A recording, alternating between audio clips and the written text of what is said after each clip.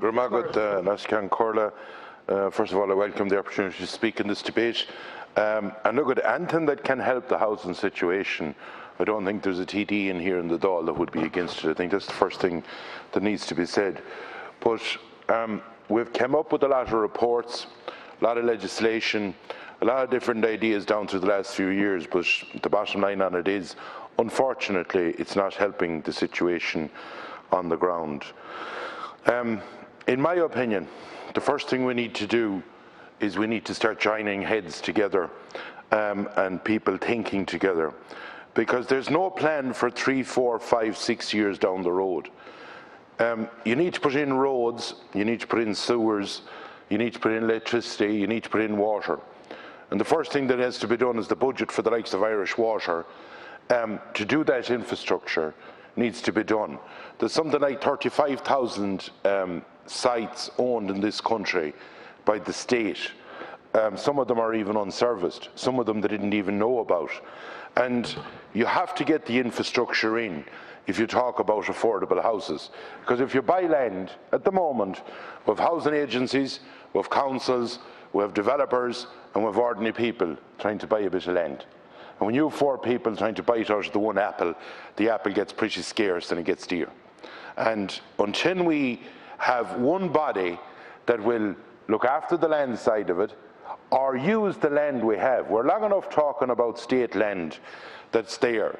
And to be honest about it, the different councils need to not be blocking progress in different areas. In my opinion, affordable housing is that where the state would be able to supply a site fully serviced. I don't care if you're building a 1,200 square foot house or a 1,300 square foot semi-D, because that's the size of them. Be it in Dublin, or be it in Cork, or be it in Galway. The costs are roughly the same, maybe 5 to 7% more if it was Dublin, compared with anywhere else. And when you talk about affordable housing, for that size of a house, in my opinion, once you have the service site, and the state, in my opinion, needs to use their own land for that, for social housing and for affordable housing. And once you have that, you do a design that's the same in Dublin, bar the facade at the front, or Galway, or wherever, the way that you can buy in bulk.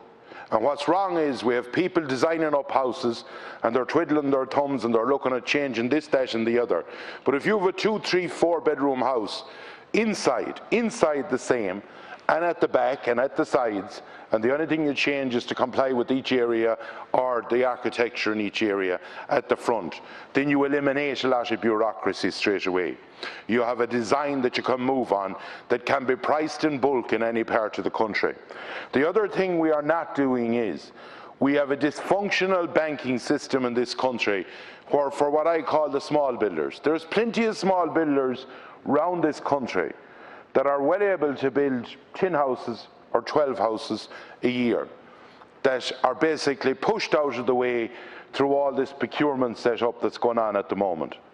And if the state had an area where there was 60 houses to be built and they gave 5 different builders 12 houses each, and if you look at the, say, countries like the Netherlands, where the monies are put into it, and once the house is sold you get all the money back.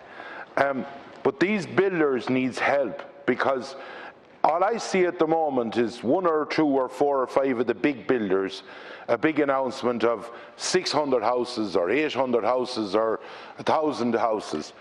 The ordinary builder that has the 4 or 5 people working with them isn't in that category, and they won't be going in to price that. And what we have to remember is, we talk about building more houses. I heard the Taoiseach, and look, fair play to them if they can do it. I'm not cutting down somebody looking to get bigger at something. But my God, if we pump another 2 or 4 or 6 billion into the housing industry, what will happen is prices will go up. You'll get no more for what you're doing. Because we've seen over the last year, materials are gone up about 30–40%.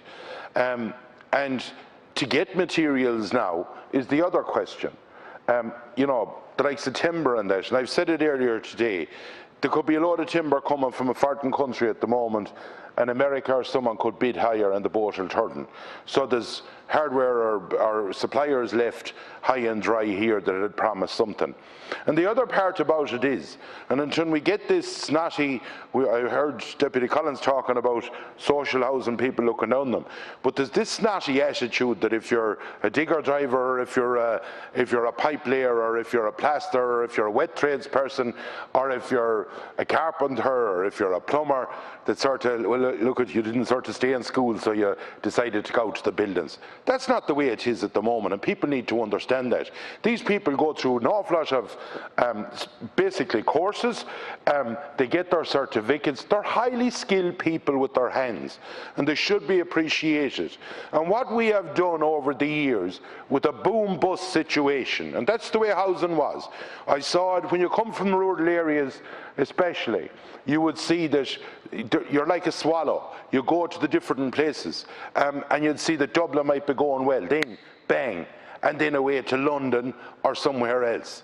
And that's not the way it needs to be. If you look at during the pandemic, what has happened? What has really happened is we shut down part of the housing, building houses and sectors like that, and the Brits kept it going, and they have poached most of the digger drivers that was here in this country.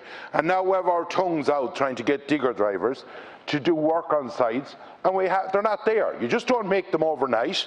And the workforce is one thing that needs to be honed in on. I hear so much stories about apprenticeships and all the different stuff. We need to bring out a new system of apprenticeship to give them high recognition for what they do. And the other thing that needs to be done is houses made off-site. We need to get more into that in the line of factory-built houses that can be put up rapid when they come on site. But the one thing that the state will have to do is make sure that they don't go talking about an affordable house to someone. What I call Middle Ireland, the new poor is what I call Middle Ireland. The people that are above the threshold to qualify for social housing, and they're not earning enough to afford a mortgage. They're the new poor in this country. And we need to make sure that when we talk about affordable housing, I saw a reference from the Minister for Finance that the glass bottle site, I'm nearly sure off the top of my head, they were referring to 450,000. Lord God, you'd want two houses for it. Like an affordable house, in my opinion, in Dublin. Because if you have the site, the cost of the house, and let's get this into our head, is the same in different places, bare 5 to 10% as I've already outlined. So you should be able to build that house between 200,000 and 220 or 30,000 if the state is supplying the site. And if a couple decides down the road then that they're selling that house, well, whatever, if the site is worth 50 or 60 grand or 70 grand on top of it, well, then they pay it back to the state. That's the simple way of doing it. But the one other thing we need to do in the Land Management Agency, we need to make sure that we're not giving cosy little jobs to people that were in NAMA and all these other things. What we need to do is poach people. That's how it was always done in the private sector. You poach the people that are able to deliver. You give them the bonus. Forget about salaries. Just give them good bonus to deliver. It's on delivery. It's on what you produce, be it as a TD or on building houses, is what you'll be marked up on. And I think that this is the road we need to go down. Unfortunately, the councils don't have the resources at the moment, because the councils over the last 10 or 15 years, because the way the country was, or for one reason or another, has been depleted. There's most councils now haven't enough in their planning department, they haven't enough in any department you go along. So there's no point in talking to them about building houses when you don't have the resources within it. And you're not going to magician people overnight that'll do it. But the one thing we need to do is make sure that we have houses that are affordable for that bracket of people, and in my opinion it's between 200 and 250, and that's achievable if you do it the way that I'm talking about. And we can go on for years talking about housing. I've listened to so many debates in here, and you know, things going to be done, but if the attitude in the department doesn't change, if the shredding machine is used for an idea that has been brought up, which it has been, and I'm saying that straight out, for ideas that has been brought up, that we're not going with that. If ministers don't take it by the, as the man says, take the bull by the horns, if they don't do that, then we're going to dangle along the same way. Because if you have the same piano players playing the same piano, and they're not producing the goods at number one, they're not going to change over the next few years. We need a radical review of this. This needs joint up thinking, the likes of Irish Water. We need the planners. We need the Department of Environment involved. We need the likes of Irish Water involved. But we also need the private sector involved to be able to produce the goods. But we also need to make sure that we nurture and bring forward people that will work in the sector.